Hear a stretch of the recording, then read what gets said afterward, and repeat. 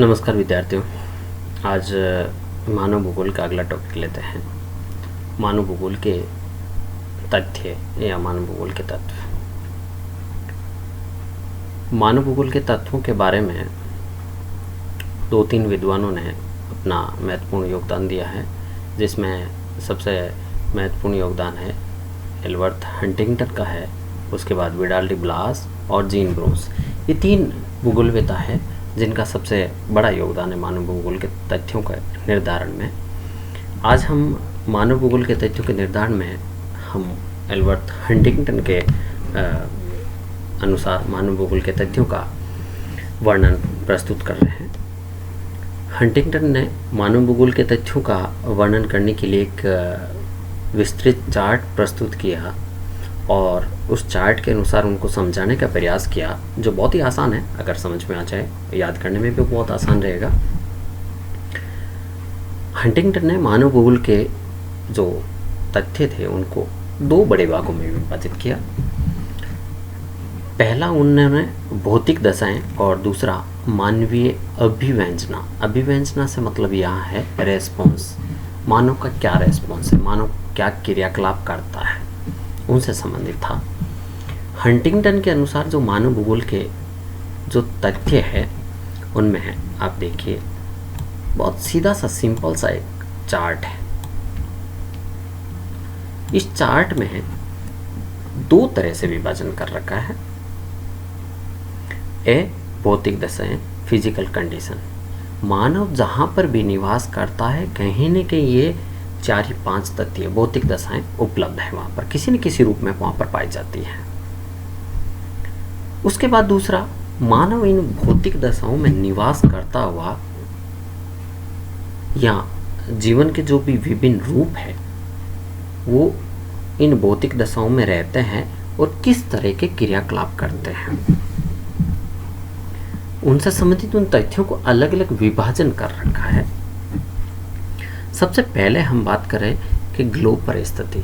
मानव किस जगह पर निवास कर रहा है, मानव कहाँ पर किस क्षेत्र विशेष में निवास कर रहा है, किस प्रकार के प्रदेश में निवास करता है, वहाँ की भूमि की संरचना किस प्रकार की है, वहाँ के भौगोलिक तथ्य किस प्रकार के, ऊंचावच किस प्रकार के, अर्थात पर्वत पठार मैदान किस प्रकार का क्षेत्र है जहाँ पर मानव निवास करता है, वहाँ पर जल राशियों के उपलब्ध कौन कौन से स्रोत हैं, कौन कौन से किस प्रकार की जल राशि उपलब्ध है, वहाँ की मिट्टी किस प्रकार की है, उपजाऊ मिट्टी, अनुपजाऊ मिट्टी, काली, पीली, लाल, अनेक प्रकार की जो मिट्टियाँ पाई जाती हैं उनमें से वहाँ पर जहाँ मानव निवास करता है, मानव जो अपने क्रियाकलाप करता है वहाँ पर किस प्रकार की मिट्टी है, वहाँ पर किस प्रकार के खनिज निकाले जाते हैं, और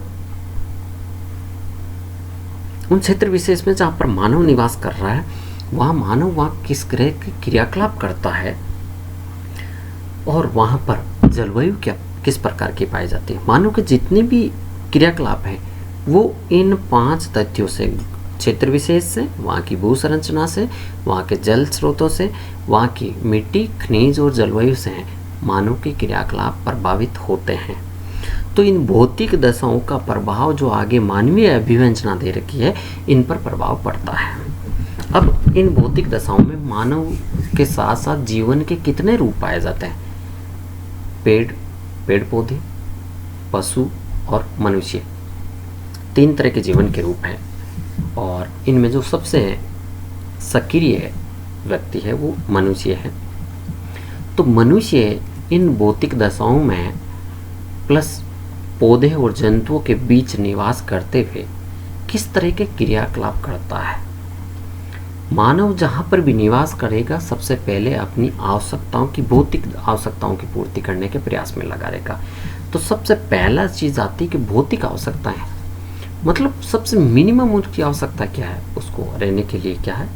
मकान चाहिए, खाने के लिए भोजन चाहिए, पीने के लिए पानी चाहिए, पहनने के लिए कपड़े चाहिए, और एक क्षेत्र से दूसरे क्षेत्र आने जाने के लिए यातायात के साधन चाहिए, कुछ क्रियाकलाप करने के लिए उसको औजार चाहिए, और शिकार का कार्य करने के लिए जो भी औजारों का उपयोग करता है। इस तरह से 5-6 तक ही इसकी मिनिमम आवश्यकता है। कहने का मतलब है मानव अपने जीवन यापन करने के लिए मिनिमम क्या क्या आवश्यकता है उसको ज़रूरत है वो।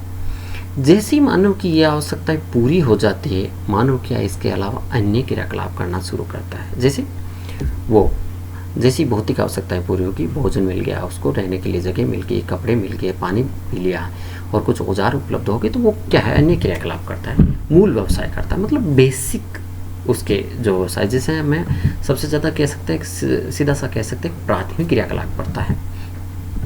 वो मछली पकड़ेगा, खेती करेगा, पशुचारण का कार्य करेगा, लकड़ी काटेगा, खनन का कार्य करेगा, और अगर इतने सारे काम कर लिए, अगर छोटे मोटे इनमें कुछ उपलब्धता ज़्यादा हो गई तो कुछ छोटा सा उद्योग लगा लेगा, और उद्योग लगा लेगा तो वो कुछ न कुछ इस तरह का व्यापार या वाणिज्य का काम करेगा। तो कहने का मतलब है कि पहले भौतिक आवश्यकताएं या कुछ मिनिमम आवश्यकताएं पूर्ति हुई, जैसी आवश्यकताएं मानव की पूर्ति, मानव ने अन्य क्रियाकलाप किए, और अन्य क्रियाकलाप करते करते मानव क्या है, कार्यकुशलता आ गई, उसमें इफिशियंसी आ गई, वो कुशल हो गया। कुशल होते ही वो क्या है, अन्य जो जैसे प्राथमिक क्रियाकलाप, फिर द्वितीय क्रियाकलाप, फिर तृतीय, फिर चतुर्थक, तो इस तरह से जैसे जैसे मानव अपने आप को विकसित करता जा रहा है, उन्नति करता जा रहा है, प्रगति करता जा रहा है, उसी तरह से वो क्रियाकलापों में भी परिवर्तन आता जा रहा है। और ये सारे क्रियाकलाप कहाँ पर रह के कर रहा है, इन भौतिक दशाओं में रह के कर रहा है, पेड़ पौधे और पशुओं के बीच में रहकर कर रहा है, अर्थात एक भौतिक वातावरण के साथ साथ अपने सांस्कृतिक वातावरण का निर्माण करने में लगा रहता है। तो कार्यकुशलताओं में क्या है, स्वास्थ्य सेवाएं, सांस्कृतिक सेवाएं, आमोद प्रमोद मतलब इधर उधर घूमना, मनोरंजन से संबंधित है, सरकार बनाएगा। मानव स्वास्थ्य सेवाएं पूरी होगी तो सांस्कृतिक क्रियाकलाप करेगा, सांस्कृतिक सेवाएं प्रदान करेगा, और इसकी आवश्यकताएं पूरी हुई तो वो अपने आसपास के क्षेत्रों में जहाँ पर उसको अच्छा लगेगा वो घूमने के लिए आमोद प्रमोद मनोरंजन पे खर्च करेगा, फिर वो अपनी सरकार सत्ता चलाने का प्रयास करेगा। अगर ये सारी चीज़ें पूरी होगी तो वो अपनी उच्च आवश्यकताएँ, हायर नीड्स को पूरी करने में लगा रहेगा। वो अपनी शिक्षा पे ज़्यादा खर्च करेगा, वो कोई नए आविष्कार करेगा, विज्ञान पे खर्च करेगा, और अगर और ही उसकी आवश्यकता वो फिर धर्म में, धार्मिक कार्यों में अपना खर्च करेगा, कला साहित्य की अपनी जो रुचि है वो पूर्ति करेगा। तो इस तरह से मानवीय अभिव्यंजना है वो 4 तरह से विभाजित किया गया है। जो पहली सबसे भौतिक आवश्यकता है, मतलब मिनिमम उसकी मानव की नीड है वो पूरी होगी। जैसी मानव की आवश्यकताएं पूरी, मानव कुछ क्रियाकलाप करना शुरू करेगा, और जैसे ही क्रियाकलाप शुरू करेगा, क्रियाकलाप करने के बाद मानव में कुछ कार्यकुशल हो जाएगा, कुछ उसके पास तकनीक आ जाएगी, और जैसी तकनीक आ जाएगी और वो अपने इन क्रियाकलापों को और आगे बढ़ाएगा और अपनी उच्च आवश्यकताओं तक पहुंच जाएगा। तो इस तरह से हंटिंगटन ने मानव भूगोल के तथ्यों को 2 भागों में विभाजित किया मूलतः, और सारे के सारे क्रियाकलाप है वो कहीं न कहीं इन जीवन के 3 रूपों के इर्द गिर्द घूम रहे हैं। तो विशेष तौर से इसको चार्ट को याद रखने के लिए एक सीक्वेंस वाइज आप इस तरह से चलिए कि सबसे पहले भौतिक दशाएं कौन सी है, 5 भौतिक दशाएं, ग्लोब की स्थिति, मानव किस तरह के ऊंचावचों में रहता है, किस तरह के इस क्षेत्र विशेष में रहता है, वहाँ पर जल के स्रोत क्या है, मिट्टी, खनिज और जलवायु वहाँ पर किस प्रकार की है, और पृथ्वी पर जीवन के 3 ही रूप है, पेड़ पौधे, पशु और मनुष्य, इस तरह से 3 रूप है। इन 3 रूपों में सबसे सक्रिय है वो मनुष्य, इसको इसीलिए इसको बीच में लिखा गया है।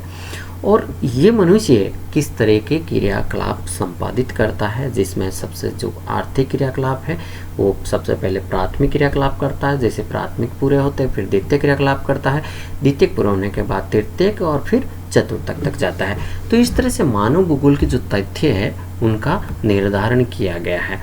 इसी तरह से मानव भूगोल के तथ्यों में इसका निर्धारण करने के साथ साथ अगला एक विद्वान है विडाल डी ब्लास। ब्लास ने मानव भूगोल के तथ्यों को भी इस तरह से मुख्य 3 भागों में विभाजित कर रखा है।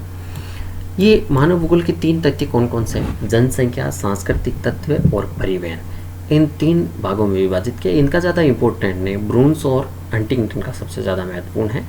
तो जनसंख्या, मानव की जनसंख्या का वितरण क्या है, वहाँ का घनत्व किस प्रकार का है, जीविका के साधन कौन कौन से हैं और इनका किस तरह से संबंध पाया जाता है, इन कारणों का अध्ययन है वो किया जाता है।